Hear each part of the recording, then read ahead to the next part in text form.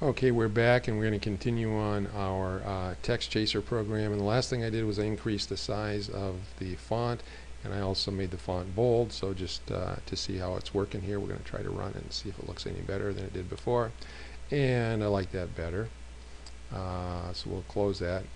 Now nothing is happening, so what we need to do is a couple of things. First we need to keep track of our game state.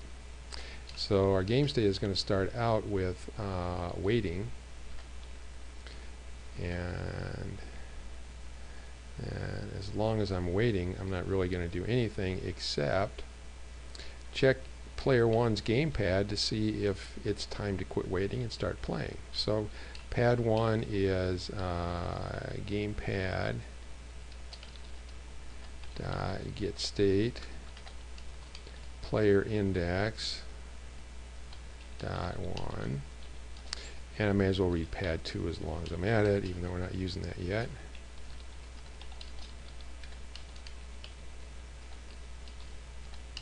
Whoops.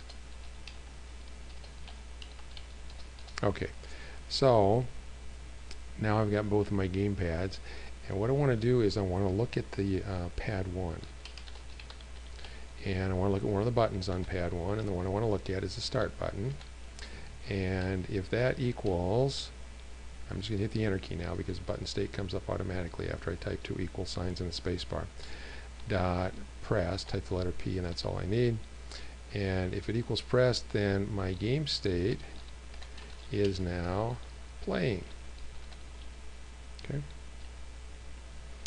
And I'm going to need another if statement here. If game state is playing, whoops, then I got a whole bunch of things I want to do. And because I've got a whole bunch of things I want to do, I have to put curly brackets around all of it. And what I want to do when I'm playing is I want to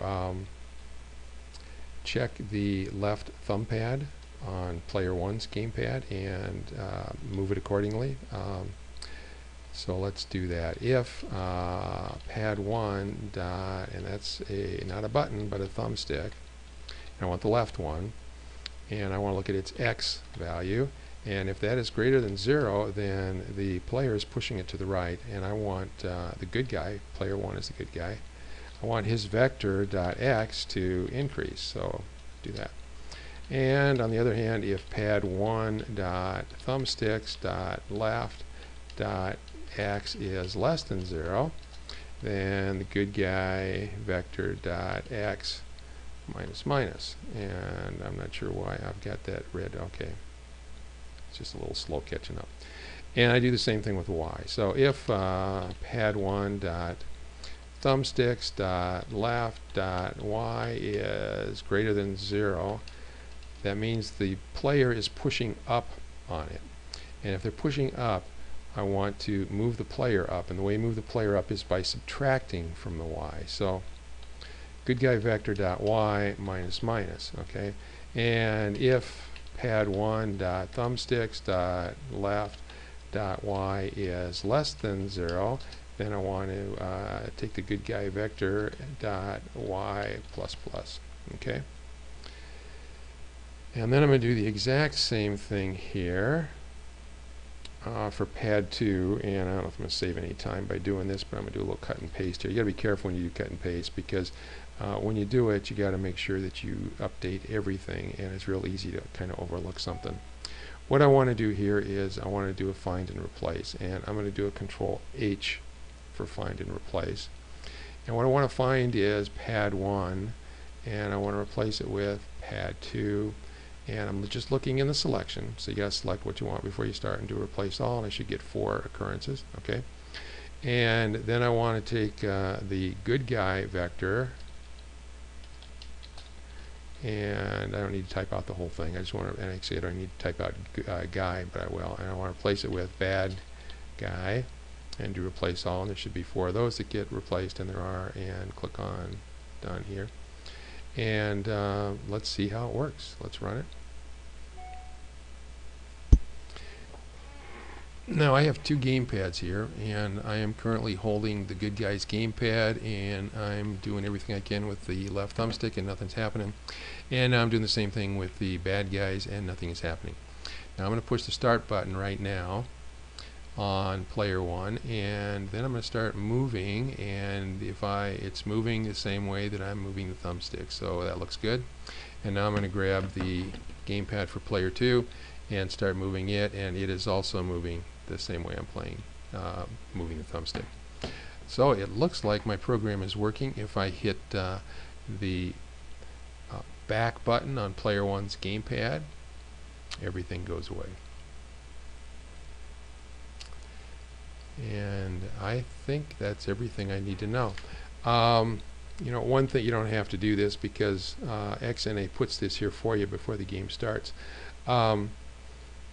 This is, all of this stuff right here is just another way of saying player 1. It's the exact same code that I've got down here. So what I could put is I could replace that with pad 1.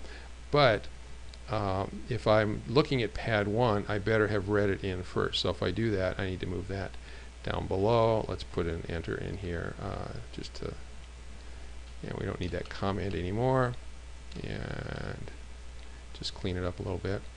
And I think we're good. I think that's everything that needs to be done. Something I saw, now the N and the J, I cheated on those and went into a Word document, typed in a capital J and a capital N, and I changed the font to Wingdings, so I found out that the J was the smiley face and the N was the skull and crossbones.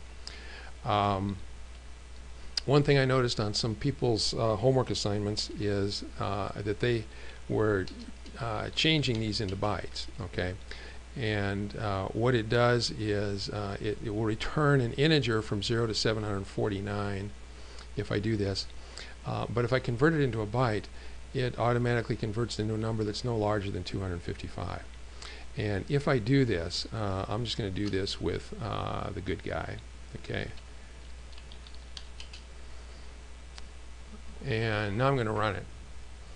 And 255 on the X is a little over a fourth of the screen. So, and I can't use my mouse here, but I can go up here, I guess, and show you. So this is probably pretty close to as far as right as it can go. And 225 down would be about half of the screen. 240 would be half.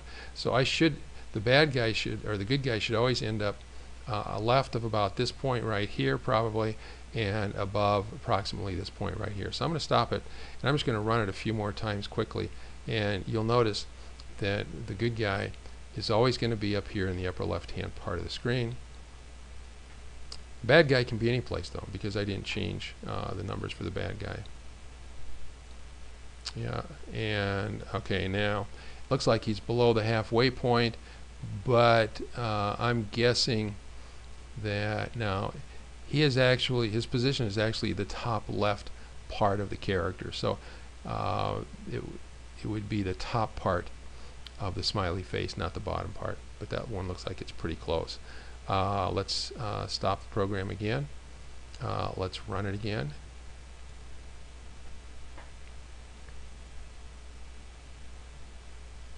And the bad guy's still in the upper, or the good guy's still in the upper left-hand corner. I'm going to stop it. I'm going to run it a few more times just to make sure. And this is what you should do too. You should run it. Don't just test it once.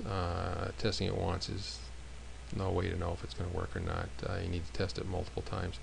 And you know, after doing this for a while, you might start to notice, even if you weren't aware of this problem here, you might start to notice that the good guy is always up there in the upper left-hand part of the screen. And if if we're really doing random stuff here, it should be legal for him to go any place, down here in the lower right-hand part of the screen too. So I'm going to stop it there, and that is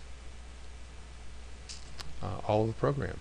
If you handed in a program like that, you would almost certainly get 100% on it.